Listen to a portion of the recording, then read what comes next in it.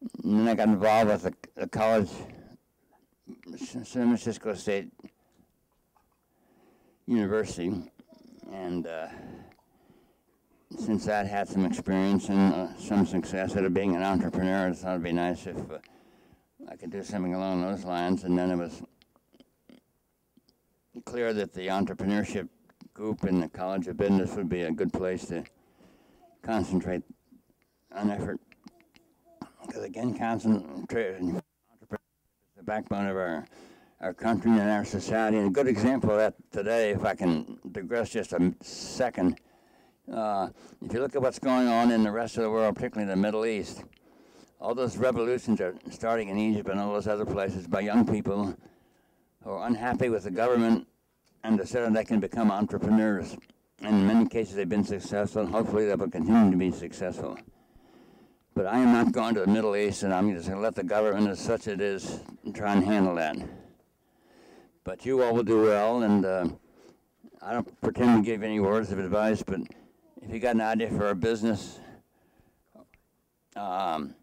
make it a good idea. Think it through. Talk to people about it.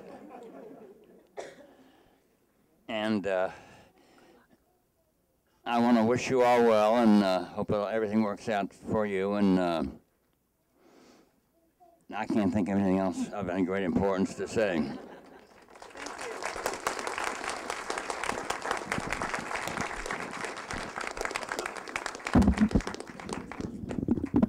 Thank you, Bob. Okay, for those of you out there who are worried when your children are hitting you up for money, he's proof that good things can happen from that loan.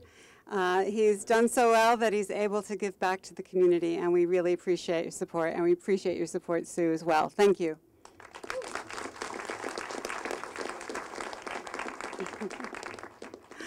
Now, I'd like to take just a couple of minutes to describe for you the course of study that these students have taken for the past 2 years. And I'm fairly certain that none of them knew what they were getting into when they signed up. They probably signed up thinking that they were going to take a bunch of courses, pass a few multiple choice tests, do a group project, and party. Not exactly what happened. Okay? Now, the entrepreneurship major is rigorous. The students who are sitting here represent less than 60% of the entering class. So each of them, and you, should be very proud of their accomplishment. So why do we have such a high dropout rate? Well, the entrepreneurship program is a little bit different than those that you find at other universities and colleges. It's designed to train the students to meet the real-world demands and standards of the venturing community in the Bay Area. It's designed with the expectation that students will start their business upon graduation or within the first year. So consequently, things like a multiple choice test really aren't going to cut it. In this major, the students do study entrepreneurship, but they do it. For example, a course syllabus in any one of the courses runs about 12 to 18 pages, itemizing in great detail what is expected of them and what the consequences are for noncompliance. It's their first experience with a contract. And by the third course, most of them realize they had better read that contract because the consequences for noncompliance are pretty severe. It's not an exaggeration. For me, the only acceptable excuse for noncompliance is a certified death certificate. The major consists of 4 courses, and in each course, they complete part of a business plan. And it has to be done to real-world standards, not nice for students. In the first course, they enter all bubbly and excited about their idea, and they become chagrined and disappointed because they find out I couldn't care less about their idea. Because first, they have to complete a comprehensive industry analysis. They need to learn how things are done in the industry, where that industry is going, what its driving forces are, and how to compete. The outline for what is required in the industry analysis is about 20 pages long. And to add to the drama, they're expected to contact 3 or 4 industry experts to help them make sense of their data and make sense of the industry. When they heard about this project, they were traumatized. When they actually started doing it, they looked even more traumatized. Now, most professors would think that a project of that size is more than enough for that course, but that's not enough to run a successful business. Business runs on numbers, so they needed to learn how to crunch and munch numbers. And we did this by creating companies called U Incorporated, in which each student forecasted his or her spending for the semester and then provided monthly reports detailing how the money was spent, why it was different from their forecasts, and what they could do to improve their forecasting ability. When they heard about this, they were traumatized. So traumatized that they forgot that it cost money to go home for vacation. They forgot that it cost money to buy cards and gifts. And they definitely forgot that money is supposed to last until the end of the month, if not longer. So I noted with great gratitude the loans that you all provided to cover the shortfall every month. They also learned what it meant to produce a professional business document on time. Late papers were not accepted. More than 5 typos resulted in a deduction of a full letter grade. Had to be page numbered, stapled, or bound, all of those things, which they consider petty details. And when I said those details mattered, they looked traumatized. Well, the people who are sitting in front of you today figured out how to move beyond being traumatized. They looked to each other for help, they came to office hours, and they asked endless questions, but they learned how to do what was expected of them. Yeah, there were a lot of complaints, and there were quite a few meltdowns over the past 2 years. But they learned very quickly that I'd heard it all before, and that if at any point something was too onerous, they could leave the program. The students sitting before you today decided that failure was not an option. They decided to step up. And this is the essence of the entrepreneurial character. And it was their first university lesson in developing that character. Now, the first course contained many other important lessons. They learned that an entrepreneur has to stay focused on his or her vision. What do I need to do, or what is it I want to do, and then move step by step until the task is done. Secondly, they learned not to be psychologically overwhelmed by the size of the task, but they learned how to prioritize and do the most important stuff very well, and the rest of it good enough. Thirdly, they learned that they couldn't do any of this without help. They helped each other, and I'm very proud of the way they have helped each other. It's one of the great joys of watching this cohort is how much they care for each other. They also learned how to ask for help, and they enlisted the help of total strangers. Fourthly, they learned that they spend their money rather unconsciously.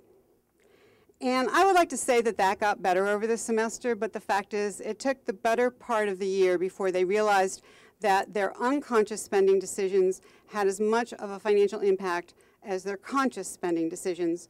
But I am proud to report they're a hell of a lot better at it now. Now, the demands of the subsequent courses were just as rigorous as the first course. So they had the opportunity to hone these skills as they developed a feasibility assessment about their idea, the financial plan for that idea, as well as building the infrastructure to execute that idea. These plans were presented to members of the business community for feedback. That was traumatizing. But they learned how to deal with the feedback and use it.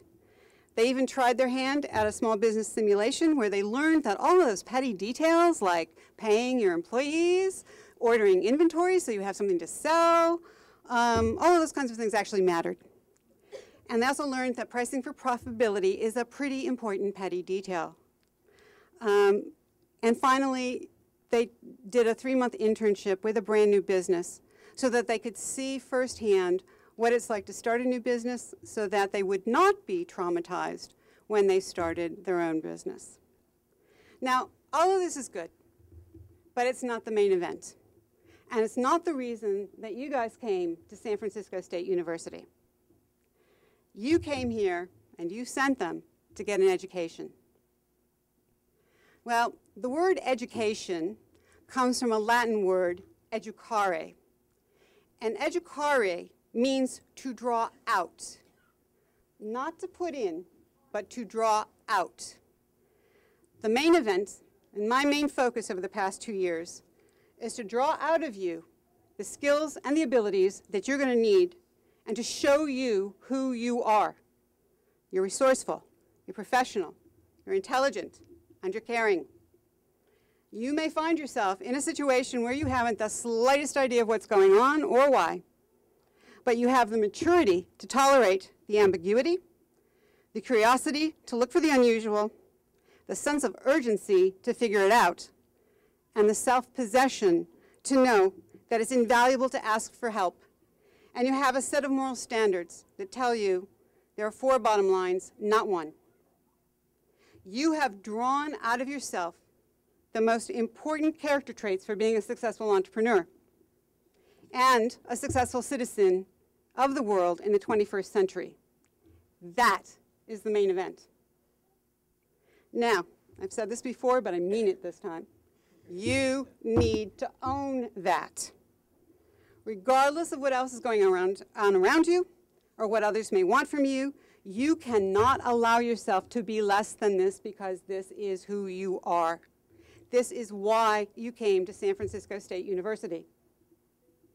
It's been my great honor and privilege to guide you on your journey to this point, and I have truly enjoyed getting to know each of you, and I will miss our office hours, even though it means I get to go home at a reasonable time. Now, befitting a celebration of your commencement from university, I would like to close with a quote from the canons of great literature, specifically Winnie the Pooh, and ask of you, as Christopher Robin asked of Winnie, promise me you will always remember you're braver than you believe. You're stronger than you seem. And you're smarter than you think. Godspeed.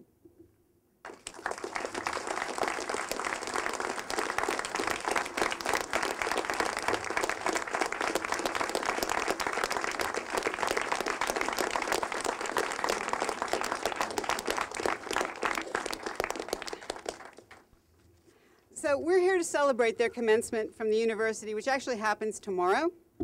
But we thought, why have one day of partying when you can have 2? Certainly, this group has a lot to celebrate.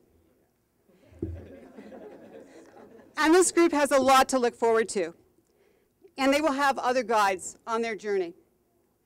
The first guide in the next phase of your journey is our guest speaker, Mr. Gilman Louie. Mr. Louie is an alumnus of the College of Business, and he began his entrepreneurial career in the video game industry. Those of us of a certain age can blame him for our wasted youth with the hours we spent playing Tetris, as he licensed the game from the original developers and brought it here. And he's made it part of the common cultural experience. He went on to found and/or guide the direction of such firms as Nexa Corporation, Sphere Incorporated, and Spectrum Holobyte. Some of his games, though, are serious. He designed and developed the Falcon 16 flight simulator, and he was the founder and former CEO of Incutel, a strategic venture fund that was created to help enhance national security by connecting the CIA and the US intelligence community with venture-backed entrepreneurial companies. And in 2006, he received the CIA's prestigious Directors Award for his service to the intelligence community. Mr. Louie is now also a partner in Aslip Louie Partners, an investment firm that provides funding and support for entrepreneurs, and he spends whatever free time he has on the boards of directors for several industry-specific associations and for several educational institutions. We are very honored to have him here today. Please join me in welcoming Mr. Gilman Louie.